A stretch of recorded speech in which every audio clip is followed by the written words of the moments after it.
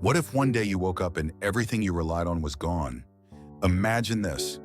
You walk into your office expecting another normal day, but instead, you're told you're fired.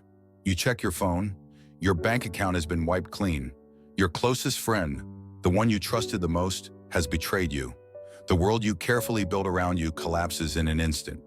Would you break down cursing fate, feeling like a victim of an unjust world?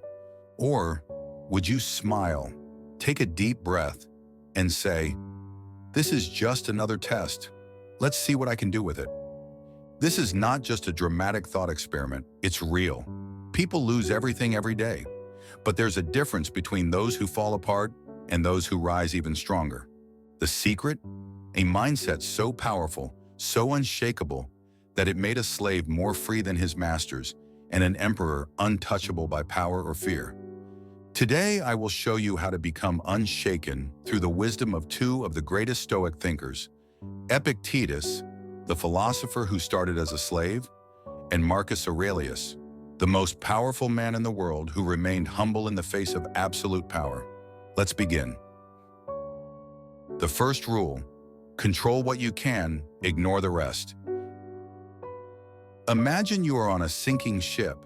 Water is flooding in, the crew is panicking, and people are desperately praying for a miracle. You have two choices: scream at the storm, begging it to stop, or start swimming. This was the fundamental lesson Epictetus learned as a slave. He had no control over his status. His master could beat him, mock him, or sell him at any moment. But he realized something profound. His thoughts, his responses, his character were always his own.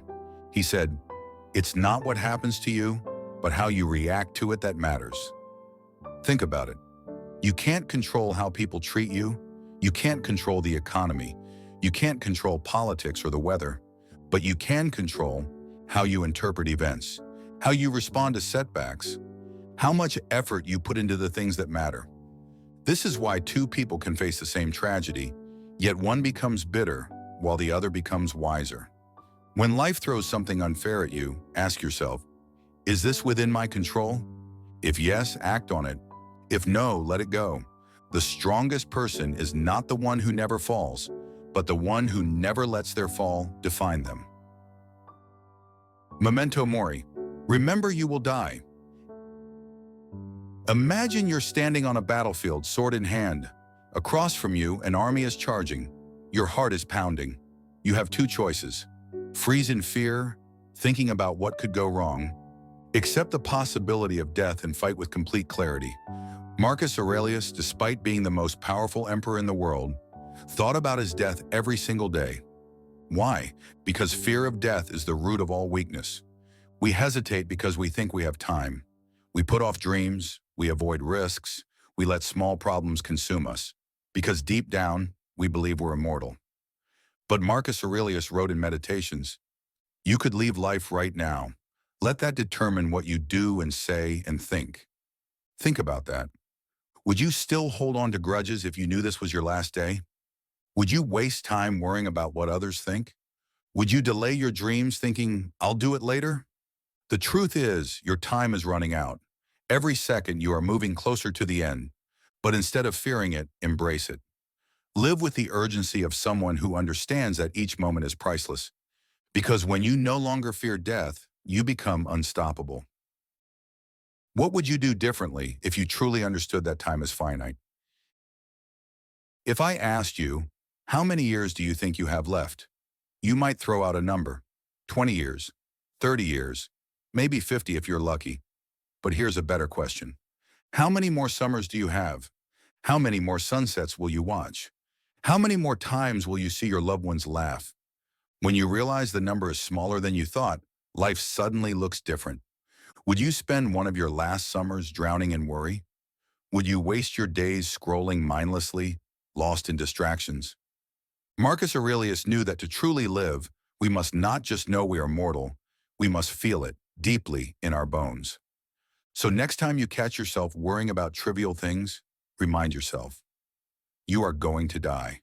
And instead of letting that scare you, let it wake you up. Amor fati. Love your fate, even when it's brutal. What if instead of resisting hardship, you learn to embrace it? Imagine a blacksmith forging a sword. To make the metal strong, it must be hammered, heated, and beaten down again and again. If the metal could feel pain, it would scream. But in the end, it emerges sharper and unbreakable. Marcus Aurelius understood this truth. Life doesn't happen to you. It happens for you. He wrote, "The impediment to action advances action. What stands in the way becomes the way." In other words, your struggles are not obstacles. They are the path forward. Lost your job? Now you have the chance to build something greater. Betrayed by a friend? Now you see who was never truly on your side. Feeling lost in life? Now you have the opportunity to find real meaning. Every setback, every difficulty, every failure is shaping you into something stronger. The Stoics didn't just accept suffering, they loved it, because they knew it was the fire that made them unbreakable. So when you face hardship, instead of saying, "Why me?" say, "Good, let's see what I can learn from this." The world is unpredictable. You will face betrayal, loss, and pain. That is not a possibility, it is a certainty. But how you respond is up to you. If you embrace these three Stoic lessons, control only what you can. Remember that you will die.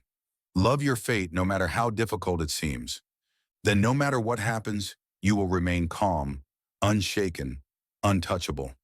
The storms will come, but while others panic, you will stand, strong, clear-minded, and unstoppable. Marcus Aurelius, despite ruling an empire, wrote these lessons not for others but for himself. His meditations were his personal reminders to stay strong. Now I ask you, what reminders do you need in your life? What can you take from Stoicism today? Drop a comment and let me know your thoughts. And if you want more wisdom from the greatest minds in history,